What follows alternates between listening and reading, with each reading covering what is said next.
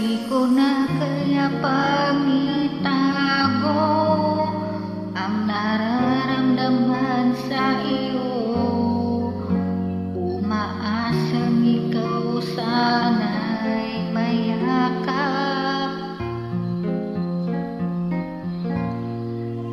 Di